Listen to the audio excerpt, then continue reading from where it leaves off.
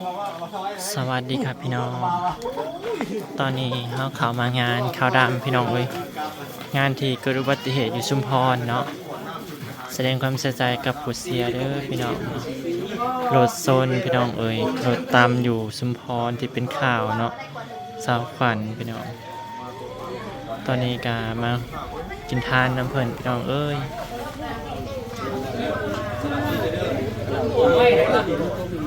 เ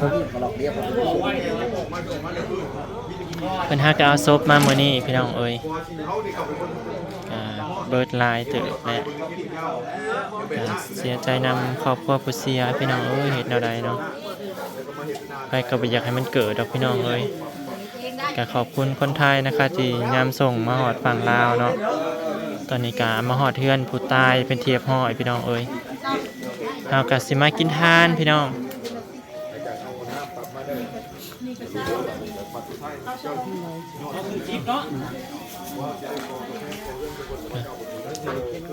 เหลือแต่แม่กับปันลูกชายลูก3 คนแล้วก็แม่พี่น้อง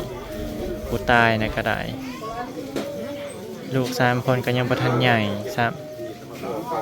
น่าสงสารอะไรเนาะพี่น้องเนาะคนขับก็จะเป็นบ่เบิ่งเด้อเครียดคนขับอีกเลยประมาทเห็นในคลิปเห็นใน YouTube เพิ่นลงนะพี่น้องถ้ารถใหญ่ชะลอความเร็วลงก็สิบ่เป็นหยังดอกใช่บ่รู้คือการได้แม่อาสิมาติโอ้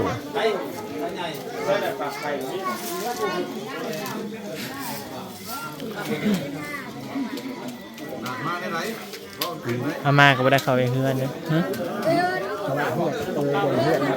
นี่แม่เบิ่งน่าจะเป็นเฮือนบัดนี้เวลาเฮือนบ่ได้ว่าเราเฮือนหลังเด็กเรามาฮอดแล้วเราการอยู่ว่าเฮือน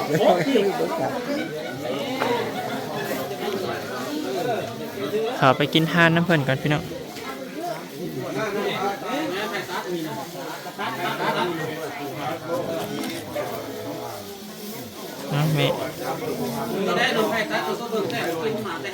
แม่เงินลูกคือบ่เห็น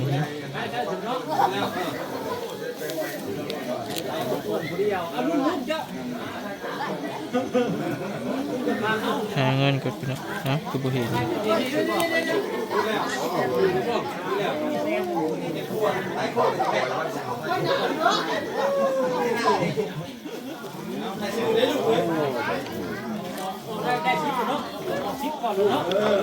แม่กินท่าน่ะหรอวะ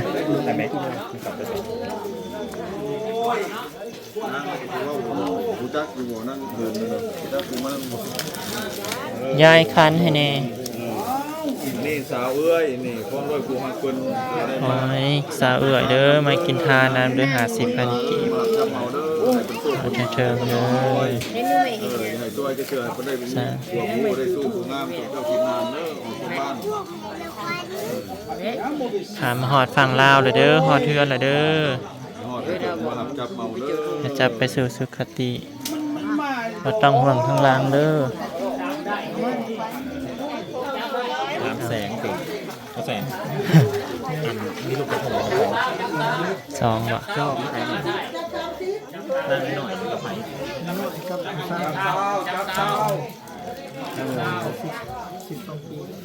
อันนี้ถือว่าเอ็มขนาดนั้นคือเอ็มหนาขวด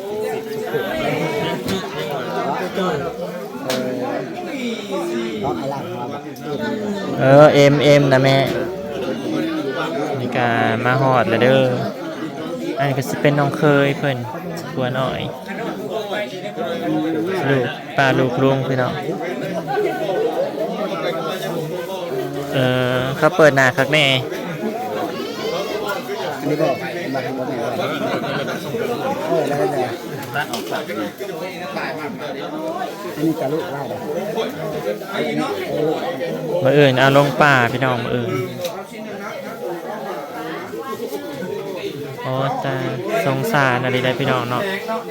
เฮ็ดงานอยู่ไทยหางานเฮ็ดงานหาเงินเนาะ บ่กิกบ่ฟันบ่ได้ยินหยังซับ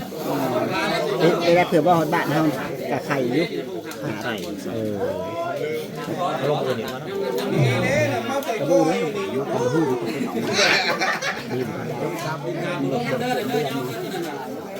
โหลดตามแล้วก็ลากไปเลยเนาะแม่นคนแรกเลยส่วนลายก็มีแต่เป็นไม้เป็นกระดูกเนาะ อยู่ไทยมีแต่กระดูกนะ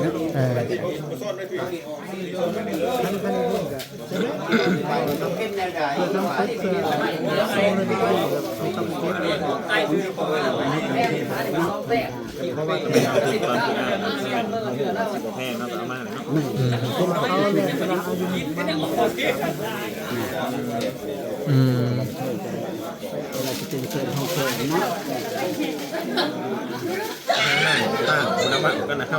บ่ได้ยินเสียงหยังเลยนะ ผักอยู่หุ่นกันนะยุ บรรยากาศพี่น้องทางนั้นก็สิเป็นบักไคโลพี่น้องเอ้ยนี่แหละเฮาก็สินั่งอยู่ว่างนี่แหละบ่นี่มีกองไฟด้วยค่ะ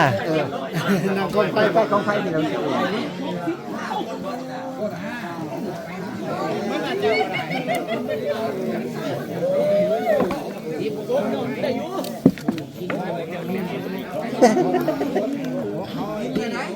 อุ้ย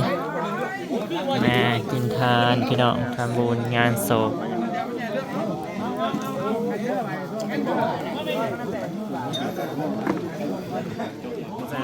มา 3-4 คน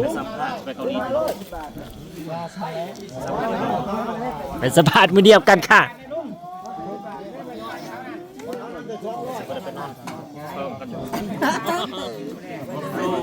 ร้อยควันไฟ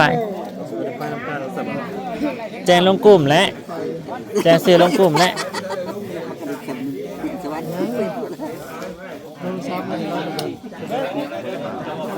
เอาเบอร์โทรศัพท์กับสื่อมาก็ได้จะขอแจ้งลงหายถือพาสปอร์ตขึ้นไปพ่อ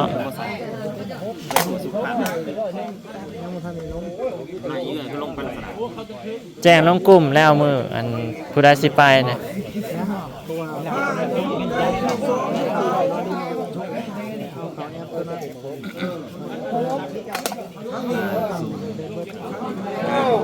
เวลาผ่านงานต้องผ่านเมียบ่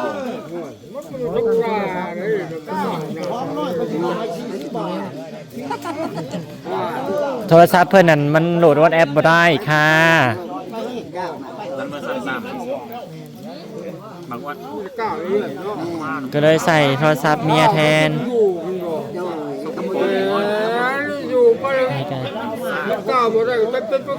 คนกับบ่ได้ปานใดพี่น้องเนาะมางานก็ได้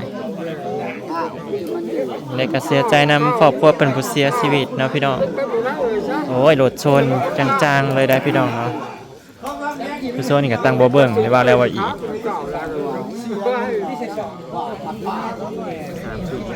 โอ้ยควัน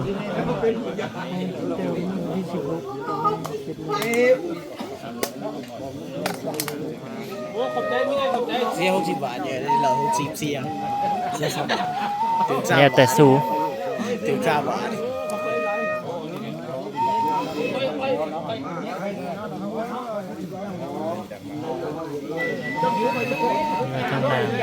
อามากับบ่ได้ขึ้นเฮือนซ้ำบ้านเฮาเพิ่นถือกันมาฮอดจักโมงก็เอามาฮอดนี่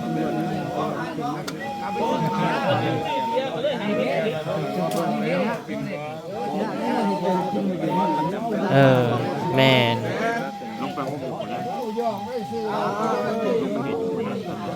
ถ้าแม่นแท้ก็ลงพุ่นแหละ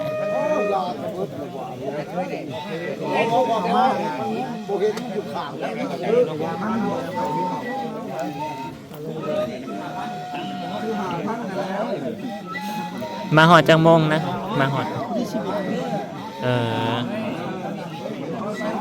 แล้วก็ข่าวโล่งข่าวยัง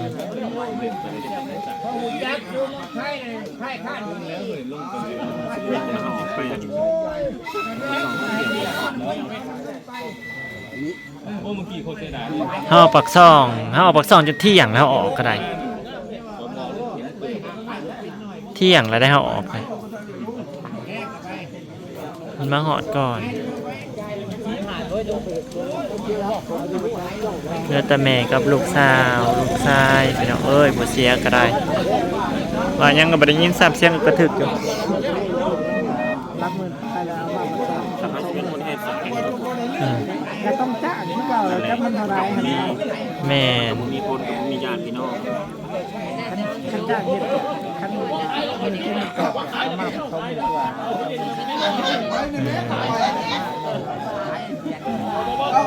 เบิดเซตเท่าใดนี่ ตายเนาะ กับแม่ ไปสักยา ไปซักยาน่ะซักแมวเลยซักยาแล้วแหละหรือยังบ่ทันซัก นายสิชักแล้วเลยยูเทิร์นมาแล้วพอดีวิทย์บนยูเทิร์นรถ กะวิดหน้อยหนึงให้ในกล่องกะแม่เพลง ซ้ำแล้วไม่อย่าง นะ เออ มาเนาะเก่งแล้วตึกอยู่ ได้นางกับลูกเมียให้น้องนางก็ได้ ขอแค่ไหนก็ได้คือมันก็เที่ยงนี้ได้อยู่ตรงไหนก็ต้องพร้อมเลยลูก เออแพงพัวแพงแฮง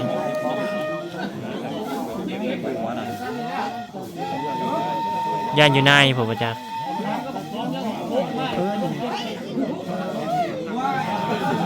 บ่ได้ยินเสียงหยังพี่น้องเก็บบรรยากาศบ่สมิเด้อพี่น้องเด้อ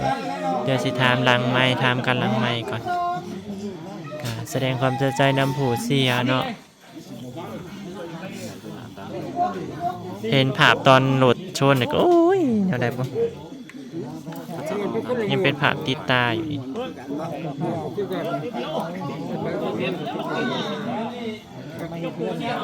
อื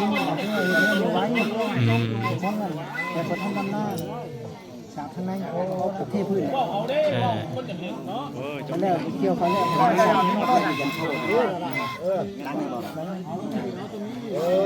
ถ้ามีเพื่อนไป นั่นได้พบเขาเจ้า ที่ห้องอยู่ในบ้านได้เลยอ้าวเพื่อนเป็นกันท่าหมู่เป็นกันดาวเพื่อนนั่งเก่าให้อยู่ เดี๋ยวน้องต้องคอย เพื่อนเข้าเพื่อ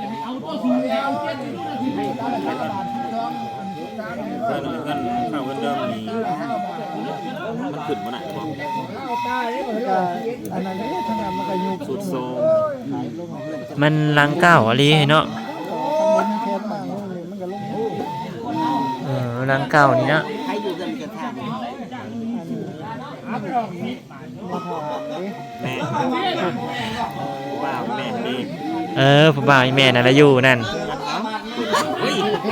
โอ้ยจะแม่นซาดดิ อยู่ผู้เดียวนี่อยู่เบิร์ดจากนายคนนี่เต็มอยู่นี่